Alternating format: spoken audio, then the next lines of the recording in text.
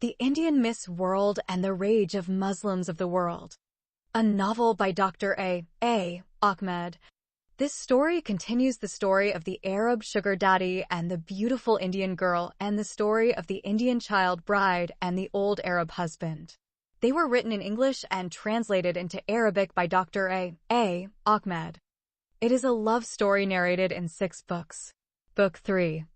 From a Slum Girl to the Queen of the World Beauty. Copyright. All rights are reserved. No part of this book may be reproduced, stored in a retrieval system, or transmitted in any form or by any means without the prior written permission of the author except by a reviewer, who may quote brief passages from a review for printing in a public newspaper, general magazine, school journal, or university article. All characters in this novel are fictional and any resemblance to actual persons, living or dead, is merely coincidental. Chapter 64. Muslim women say polygamy is wrong. After 3 days of bliss, alone without any interference from the outside world, the police visited the 2 intimate lovers. A police officer advised the beloved Pooja that she needed to appear in court for a pretrial hearing for her Hindu mother and Indian husband. She was also advised that she should find a lawyer to represent her in this matter, and that she could return to her home any time she wanted. The officer in charge noticed the panic in her eyes and explained that the police were detaining her mother and husband and would not allow them to return to her home even if they were released. If released on bail, they will not be allowed to come within 100 meters of her home.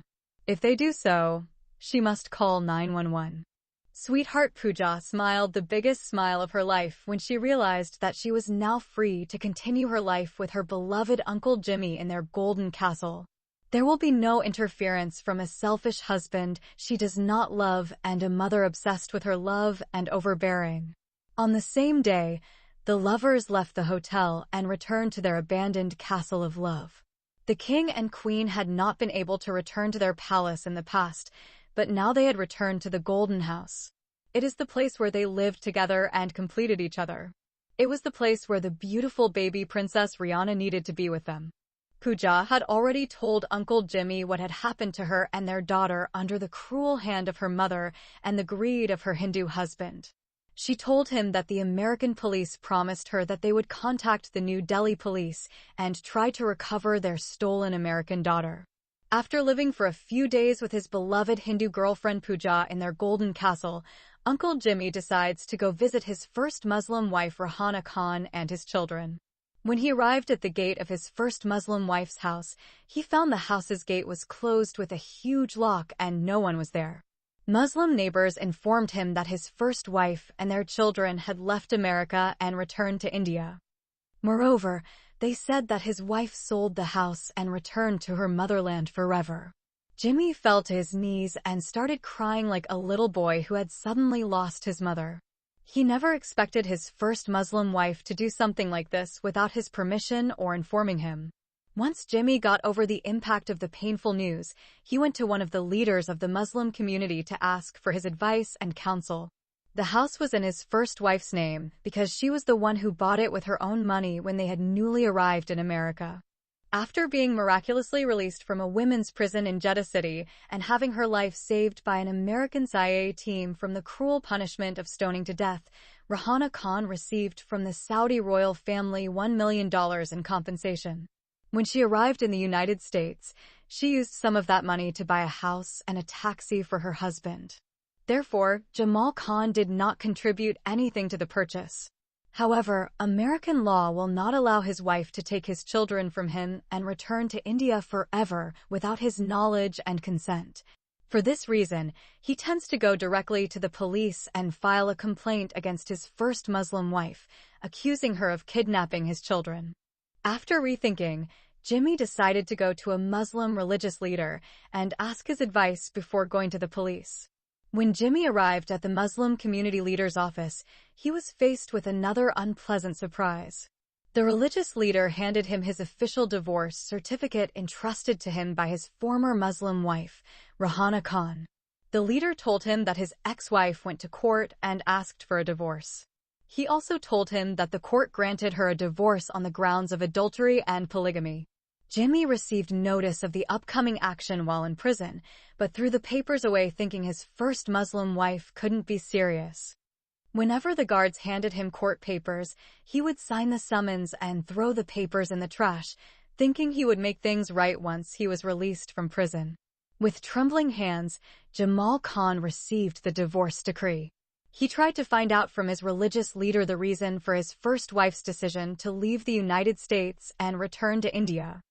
The Muslim leader gently told Jamal Khan that he had tried to ascertain why she had fled America and had tried to prevent her from acting hastily, but to no avail.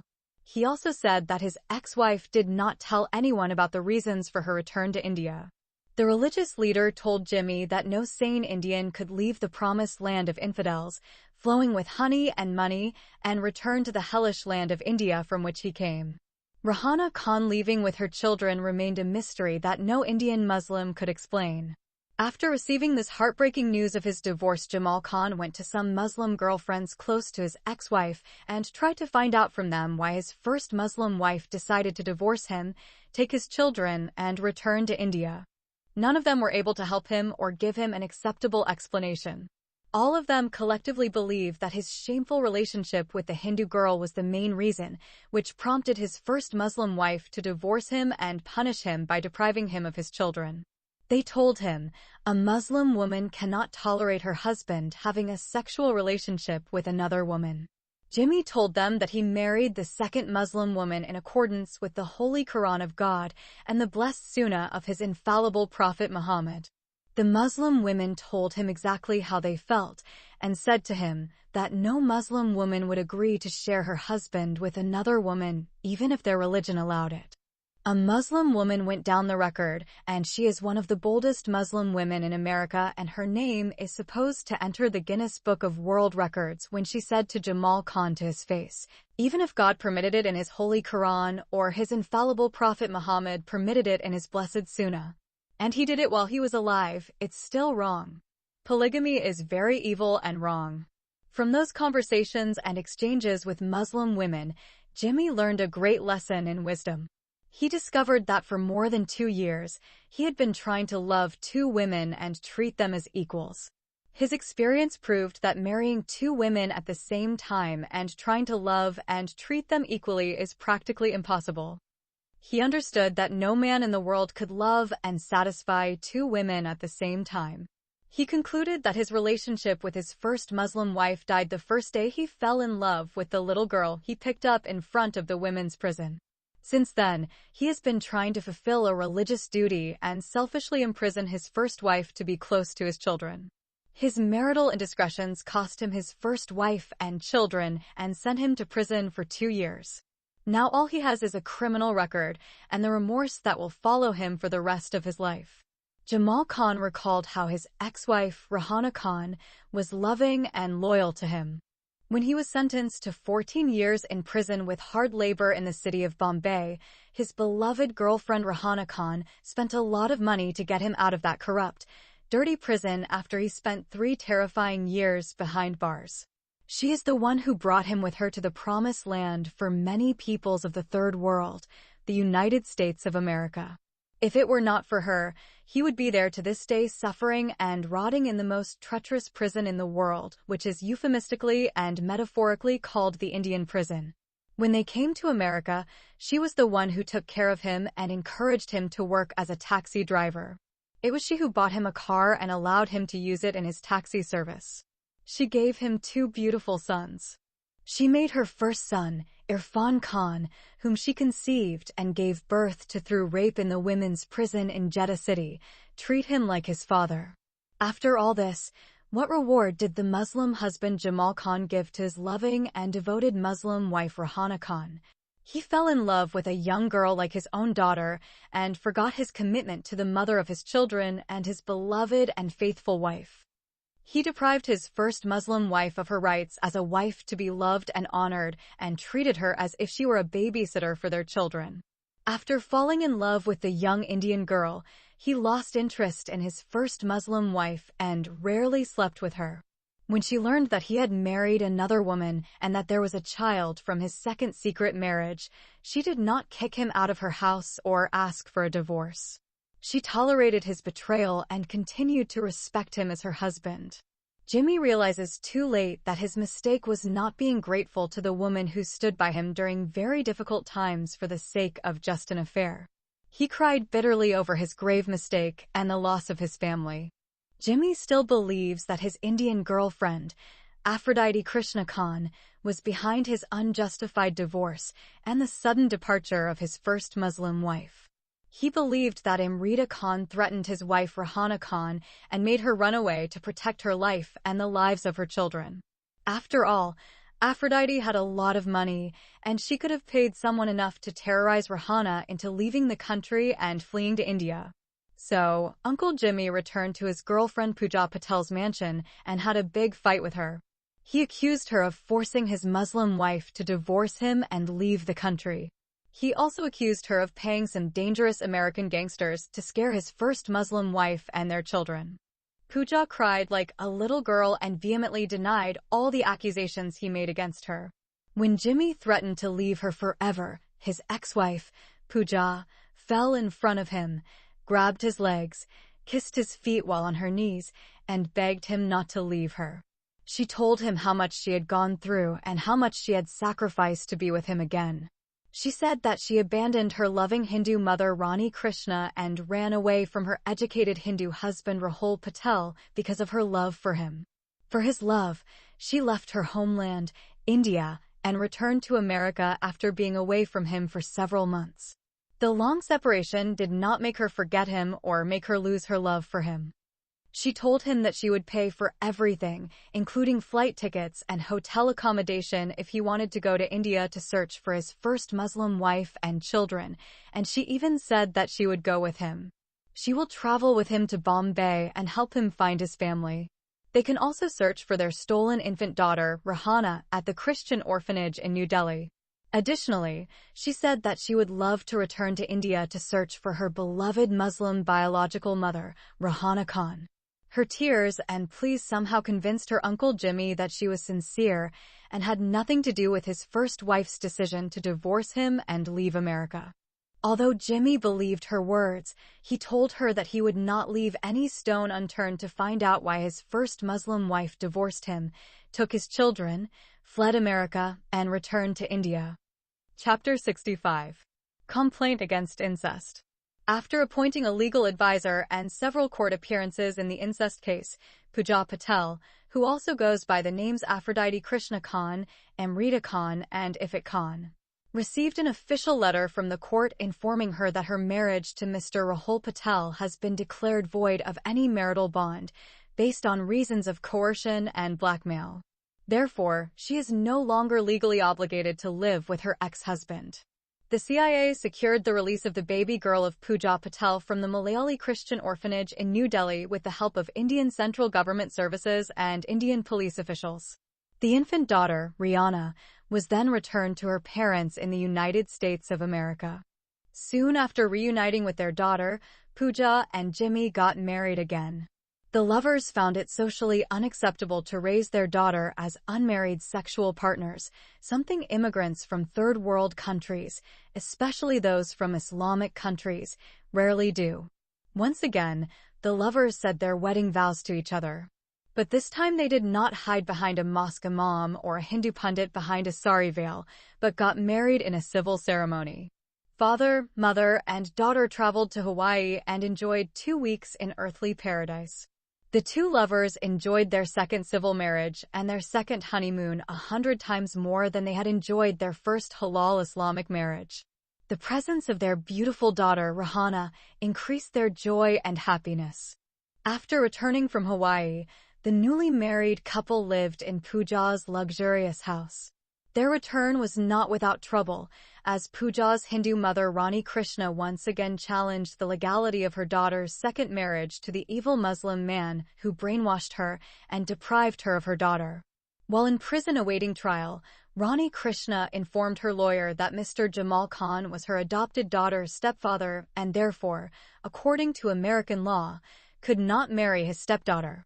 Accordingly, Rani accused her daughter Pooja and Mr. Jamal Khan of incest. The police did not issue an immediate separation warrant to the newly married couple on the grounds of an incestuous relationship.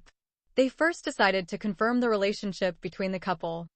The first place where the police began their investigation was the address of his former first Muslim wife, Rahana Khan.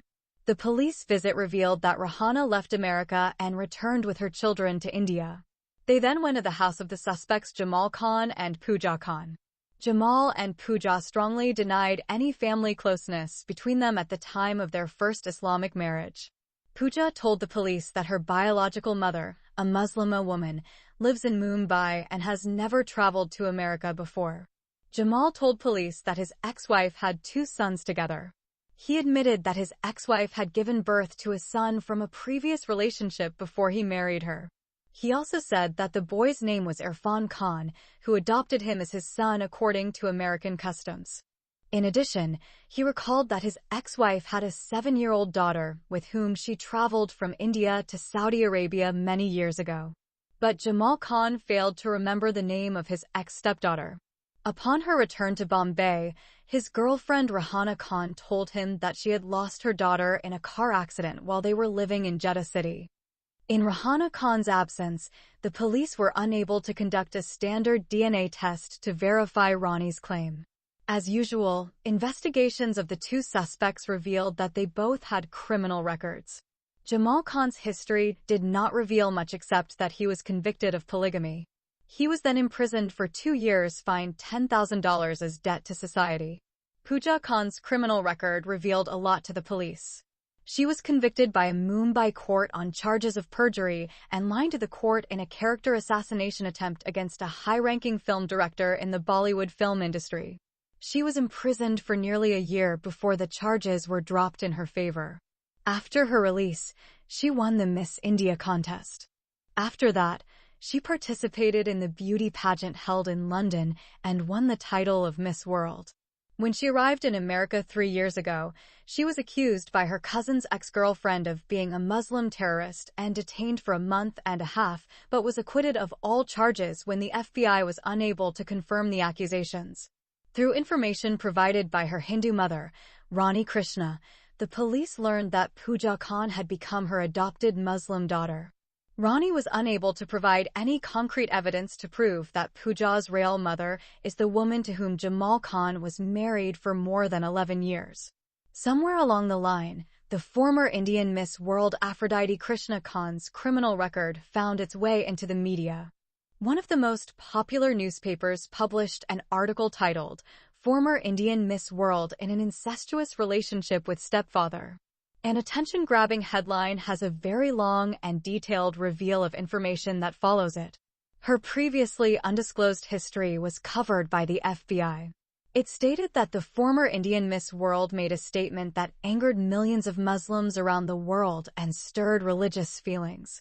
She said in her last interview at the Miss World competition in London, "The Prophet Muhammad is under my feet," and she also said, "She is fully prepared to spit on the Holy Quran." However, the newspaper did not mention in what context Miss World Aphrodite Krishna Khan made those allegedly inflammatory statements about the Prophet of Islam and the Muslim Holy Book. Many criticized the newspaper for revealing confidential and sensitive matters related to the former Miss World, which unnecessarily exposed her to the threat of Islamic militants and Muslim terrorists. The newspaper also indicated that the second runner-up was forced to intervene to fulfill her obligations as Miss World and a goodwill ambassador due to threats against the life of Aphrodite Krishna Khan. Meanwhile, the court heard the charges against Rani Krishna and Rahul Patel.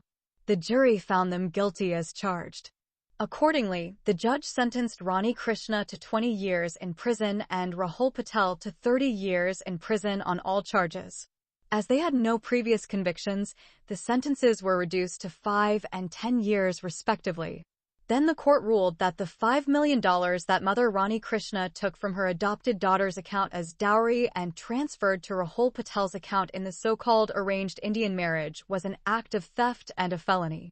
The court then ordered the bank to transfer the money to Mrs. Pooja Khan's account. As a result, 2 days later the stolen $5 million appeared on Pooja's account. The court also considered the fact that Pooja Patel became pregnant by her illegitimate husband, Rahul Patel, and as such constituted rape by her unwilling participant. The court ruled that she had every right to choose whether to abort or keep the child. Pooja wanted to keep the child, but her Muslim husband Jamal Khan convinced her to get rid of the ill-gotten child and cut off all ties with her former alleged Hindu husband. Therefore, Pooja agreed to abort the child before the end of the first 3 months of her pregnancy. But Jamal Khan would not do that, and his wife, Pooja Khan, did not bother the trouble of trying to find out whether abortion is murder or not, and if they had done so, they would have known that abortion is not only murder, but a sin and a crime against the innocent baby, and that this could bring the curse of God upon the family. Moreover, the court dropped incest charges against Pooja Khan and Jamal Khan. The police discovered that Rahana Khan had divorced her husband before returning to India.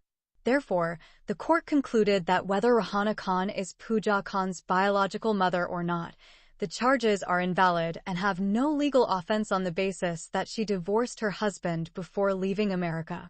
The divorce severed any family relationship between Jamal and Pooja if such a relationship existed at all.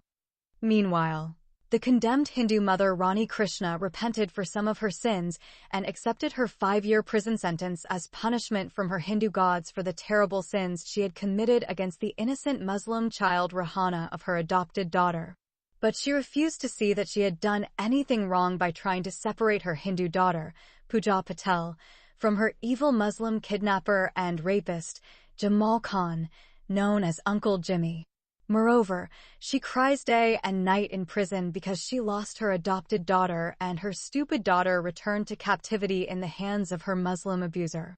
She cannot reconcile the fact that Pooja will reject the woman who bailed her out twice, took her into her Bombay home, adopted her as her own daughter, and finally made her Miss World and go to her evil Muslim kidnapper, rapist, and captor, a decade older than her, and whom she still calls my Uncle Jimmy. These are some of the thoughts that disturb Rani Krishna's heart in prison. However, the second convicted criminal Rahul Patel developed a bitter, vengeful spirit against the so-called smelly black burqa girl. He curses his mother's sister for taking the Bollywood prostitute, Iranian Muslim heroine Aphrodite Khan, out of the women's prison in Bombay and adopting her as her own daughter. He knew that if the film director, Rani Krishna, had not brought such an evil Muslim girl into the noble and wealthy Hindu Krishna family in which his late mother, Lakshmi Patel, was born and raised, he would not have been convicted as a kidnapper, rapist, and thief and imprisoned in American soil for 10 long years. He also understood that he would not be able to fulfill his life's desire and his late mother's heart's dream for her son to become a foreign doctor graduated from the best medical school in the USA, Harvard University. He knows that in 10 years he will not be accepted back into Harvard's medical program. He will come out of prison with an ugly criminal record. He concluded that that evil Muslim terrorist girl destroyed his life and transformed him overnight from a hero to a zero.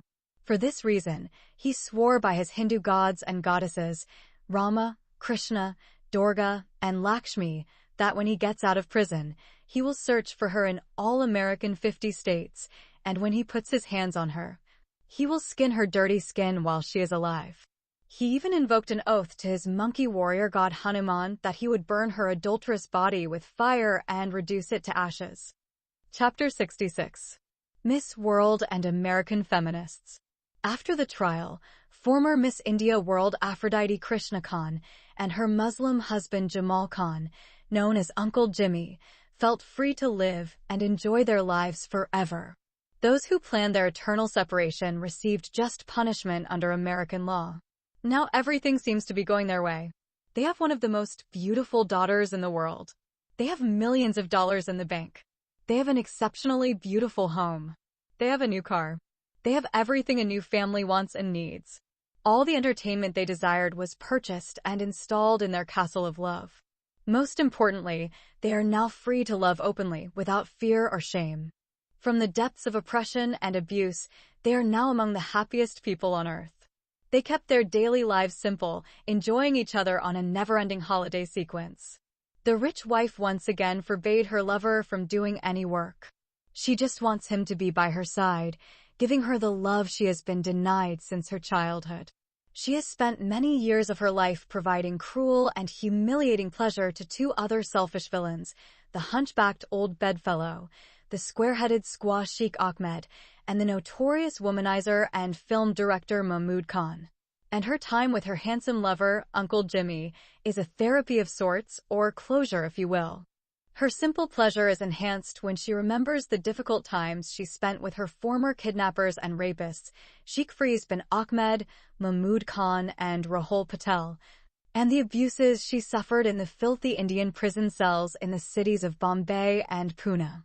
No matter how much fate she wanted, she was always vulnerable to abuse, and wherever fate came, she was exploited and abused. Her previous existence was filled with heartaches and body pain that didn't know the way out. Her long journey through life was filled with abuse and a broken childhood. Her personality has been stripped of life since she was 7 years old when she began living in terror and captivity under the control of others. Now she is free to live and love. Pooja's beautiful daughter, Rahana, is so sweet. She made her understand the concept of unconditional love. Now, a simple child filled her life with the indescribable joy of being alive. Pooja nervously confessed to her husband Jimmy that she loved him, but admitted that she loved their daughter more. Her husband told her that a mother's love for her child cannot be compared to any other love in the world. Therefore, the two happy, miraculously united lovers decided to have more children soon. In that perfect married life and earthly paradise in the promised land, Pooja felt that she did not lack anything and that she did not need anything to make her happiness more complete. She just wants her daughter and husband always by her side. She did not shed a single tear over the just condemnation of her Hindu mother Rani Krishna or her alleged husband Rahul Patel. She understood that they both had received just punishments from God for the evils they had committed against her and her innocent child. However, one day, the Happy Khan family decided to attend an important social event. The former Indian Miss World Aphrodite Krishna Khan has been invited by a group of American feminist activists to appear as a keynote speaker and share her bitter experiences with men. They want her to share her experience of marrying a 70-year-old Saudi man when she was a 7-year-old child, and later as an adult, her Hindu mother forced her to marry her close relative, the son of her late Auntie Lakshmi Patel. The trial on charges of incest brought some publicity to her life, and with it a detailed past. It has become clear to many that she is one of the most violated women in the world. The American feminists want to show by sharing her experience how women can become victims in society with little or no protection from the law. At the time of her invitation, she was told that the gathering included women from all walks of life. Her inviters reminded her that there were Muslim sisters in their American feminist group and that she should respect their religious feelings and social sensibilities by not speaking against Islam or the Prophet Muhammad. She was also reminded that the United Nations recently decided to issue a resolution criminalizing attacks on Islam, so she was advised to narrate her bitter experiences with evil men without referring to Islam or citing Quranic verses or hadiths of the Prophet Muhammad. Specifically, she was told never to mention the marriage of the Prophet Muhammad to his childwife, Aisha. They also asked her to talk about the recent trial of her bad Hindu husband and the reason for his conviction and imprisonment. The American feminists wanted a balanced portrayal and to emphasize the fact that her abuse occurred regardless of the offender's religion. They seek to prove to their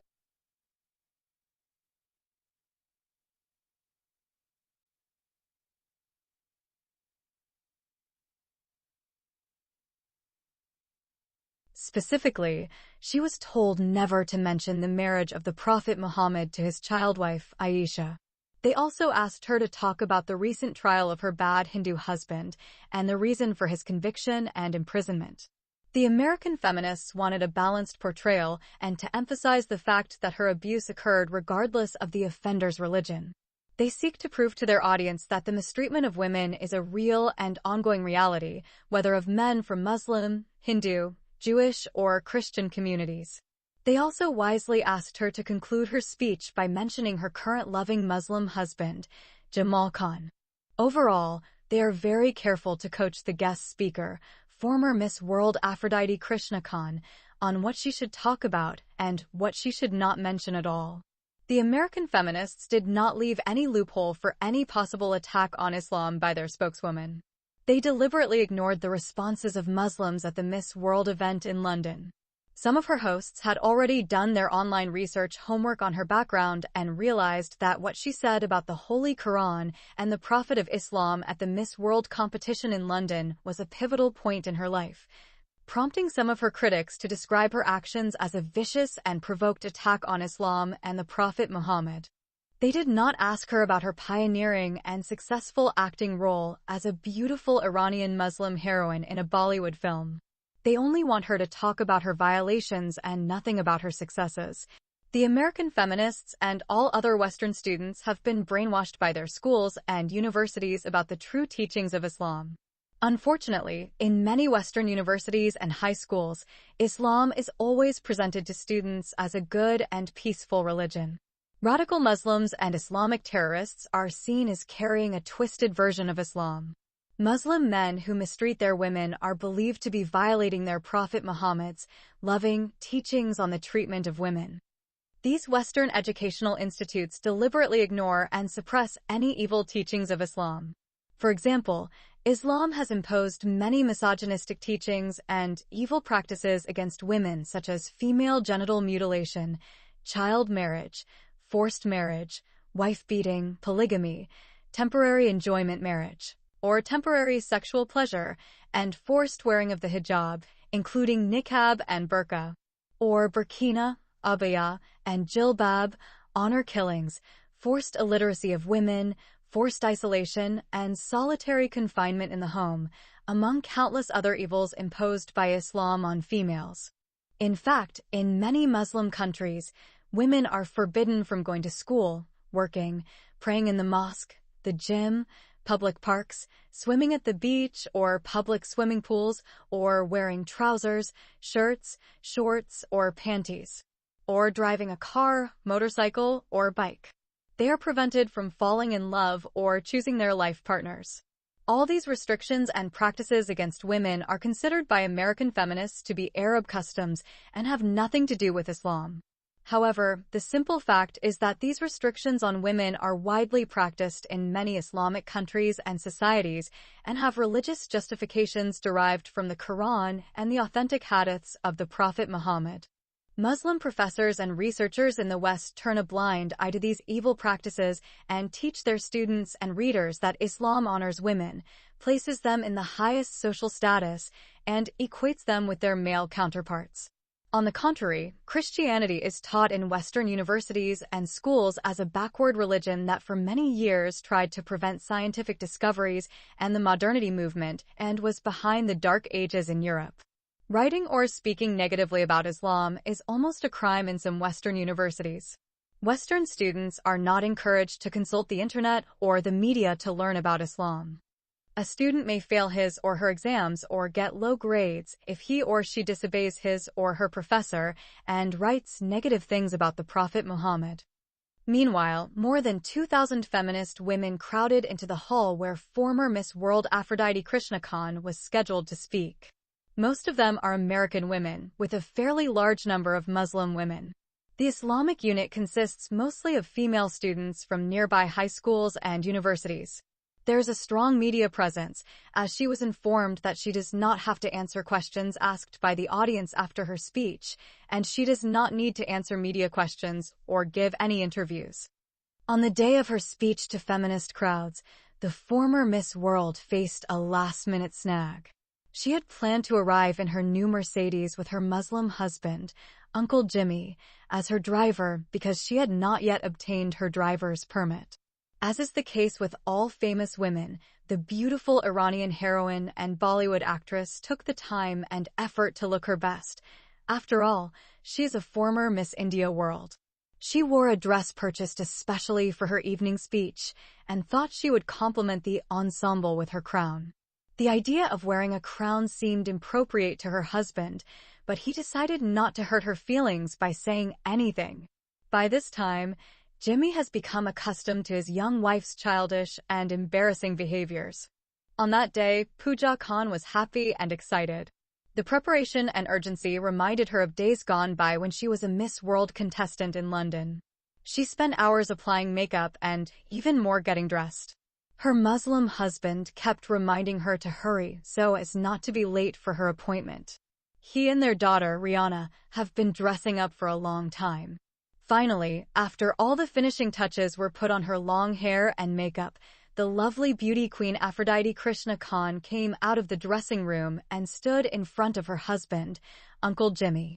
She looked amazingly beautiful and attractive in her new dress. If he didn't want to smear her makeup and risk waiting another hour, he might have taken her in his arms and kissed her lips. Even though she looked gorgeous, Jimmy noticed that his beloved wife had forgotten to wear the Miss World crown. He decided not to mention it to her and secretly hoped she wouldn't remember it. Somehow, the idea of her appearing before American feminist guests with a crown on her head didn't sit well with him. It's awkward and uncomfortable and doesn't fit that particular social situation. Thinking to himself that maybe a tiara would be a better choice than a big Miss World crown, the husband then led his wife towards the garage while carrying their child, Rihanna, heading towards their beautiful waiting car. Meanwhile, in the audience auditorium, more than 2,000 women await the arrival of the important guest speaker. The large gathering is for feminists and no men or even male animals are invited. Even the media girls don't have a single male journalist squeezed in between them. For many women, this will be a historic day. Many women went to the trouble of arriving just 2 hours early to ensure good front seats. The distinguished female speakers often arrived a little later than scheduled, and many of the female guests shifted and fidgeted anxiously in their seats, wondering when the beautiful Indian speaker would arrive. After an hour of impatient waiting, the feminist leaders began to look visibly uncomfortable and called her residence repeatedly, only to be greeted by an answering machine. Jimmy Khan and Aphrodite Khan are not home. Please leave a short message with your phone number, and we will reply to you as soon as possible. These feminist leaders have left many messages without any result. With no cell phone number to call and 2 hours of tense waiting, the meeting was finally called off. The feminist leaders apologized to the large audience of women for the inconvenience caused by the absence of the Indian speaker.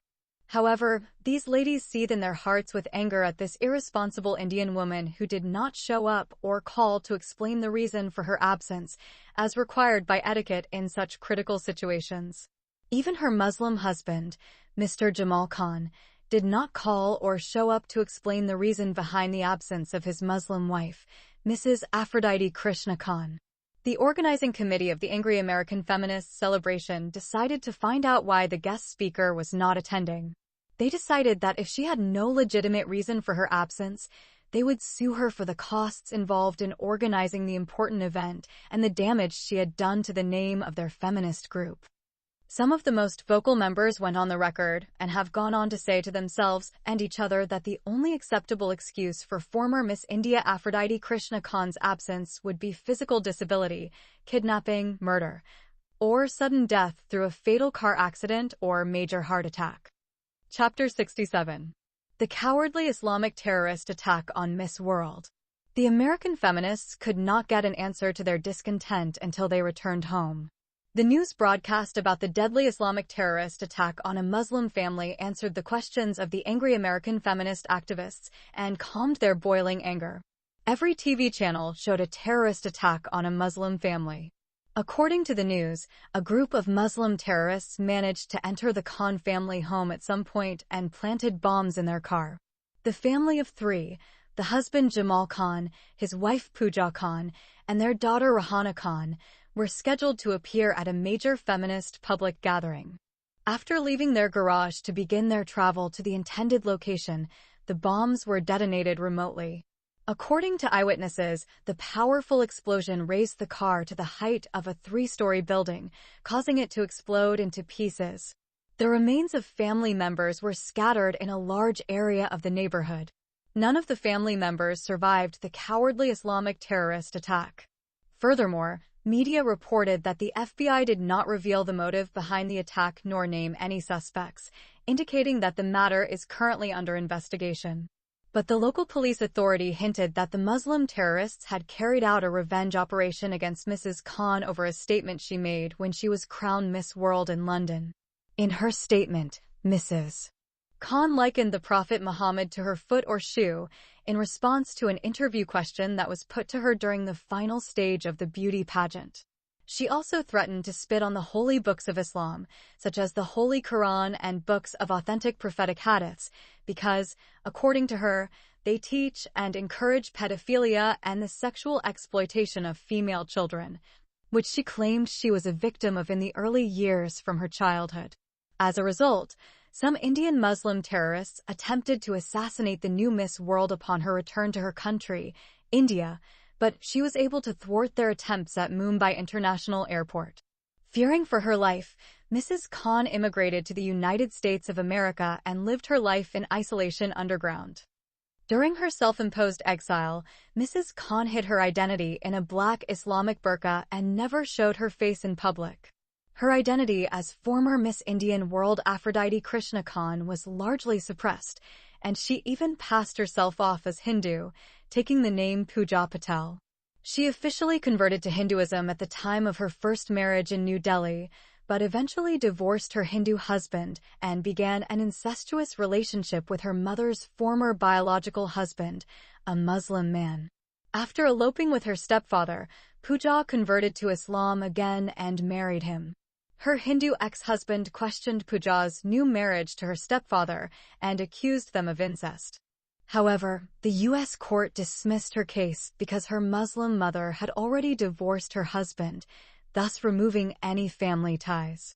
Ultimately, further investigation revealed that the stepdaughter Pooja Khan had cohabited and had already had sexual intercourse with her stepfather Jamal Khan in the past and had a love child with him before the divorce occurred, making her guilty of incest. According to the news, Muslim terrorists wanted to kill former Indian Miss World Aphrodite Krishna Khan from the first day of her alleged blasphemy, but they simply could not locate her hiding place. The big break for the Muslim terrorists who had been hounding her for so long came when her recent legal dispute with her Hindu mother, Rani Krishna, who adopted and converted her to Hinduism, and her Indian husband, Rahul Patel, generated nationwide media coverage and created quite the genre of publicity she didn't need. The FBI surmised that the Islamic terrorists had no difficulty finding her address and planning her murder afterward. It didn't take more than a few hours for the FBI to find evidence and leads, which led them to their first two suspects. Police gathered important evidence from neighbors about a car that arrived at midnight, the night before the Muslim terrorist attack, and stopped in front of the home of the Khan family. Eyewitness reports indicate two strange young men lurking in the upscale neighborhood and hanging out in front of the Khan family home near the garage. Witnesses noticed their suspicious behavior and duly noted down the car's license plate. At the time, the neighbors did not file a police report because there was no direct evidence of wrongdoing or that the two young men were in fact Muslim terrorists. Their doubts were also dispelled when they realized that Khan's Muslim family was of foreign origin and therefore they thought they might be related to them. The cowardly, violent, and deadly Islamic terrorist attack on Khan members shook the entire neighborhood and prompted witnesses to connect the dots. It seems very likely that the two suspicious characters were not up to good intentions. They gave their notes to law enforcement officials who took them from there. Now a federal crime, the FBI launched a statewide search for the car's owner and occupants, with orders to arrest and detain the occupants, who were presumed to be armed and dangerous.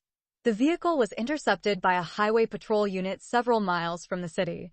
The two young men who were in the car were American citizens who were born to Somali families who immigrated many years ago from a refugee camp in Nairobi, Kenya, and settled in Minneapolis, Minnesota. While in custody and after a short interrogation, the FBI was able to conclusively locate the two suspects at the crime scene. The suspects were active members of a local Islamic terrorist cell based in the United States. They specialized in recruiting jihadists for the Muslim terrorist group Al-Shabaab in Mogadishu, which represents the Al-Qaeda faction in Somalia. Most of its members are young Somalis who were born and raised in foreign countries and eventually returned to their motherland to join the Islamic Mujahideen in Mogadishu. Al-Shabaab leaders always exploit returning youth. Their exposure to foreign languages, different countries, and different cultures made them highly regarded as useful Muslim terrorists. They will be given top priority in military combat, explosives, munitions training, and operational and logistics education. Upon completion of their training, they will be deployed to their country of birth or naturalization and await mobilization instructions. The group has not carried out any previous Islamic terrorist attacks in the United States. Their focus is on identifying, recruiting, radicalizing Somali youth, and encouraging them to join the global jihad movement.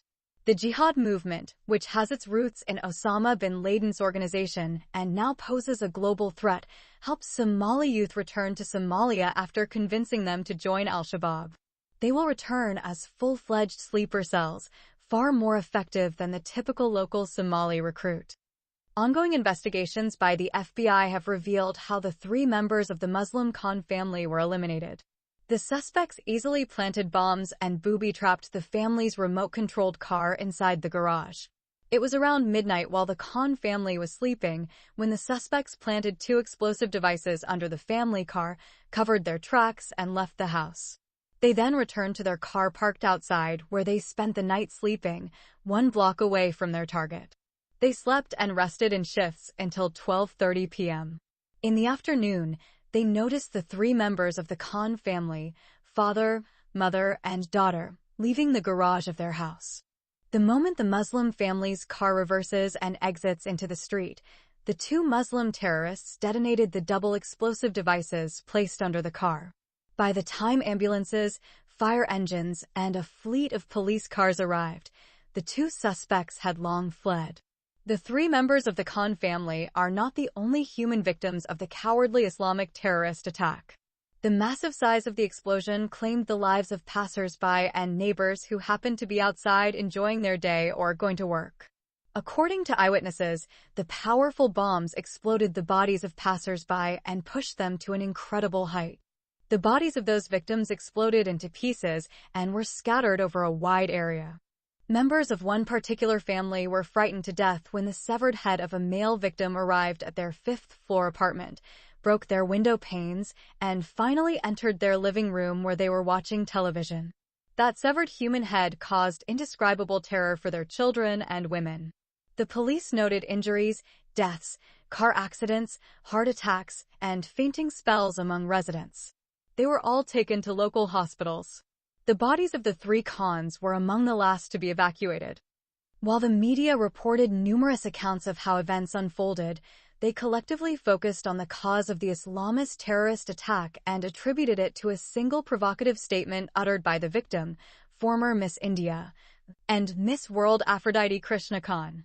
One news bureau went so far as to say that uttering such a provocative, religiously charged opinion at an annual, internationally broadcast global event like the Miss World contest in London was like digging one's own grave.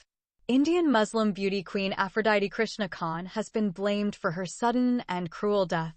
The FBI has remained mum on the fate of the Muslim wife Pooja Khan.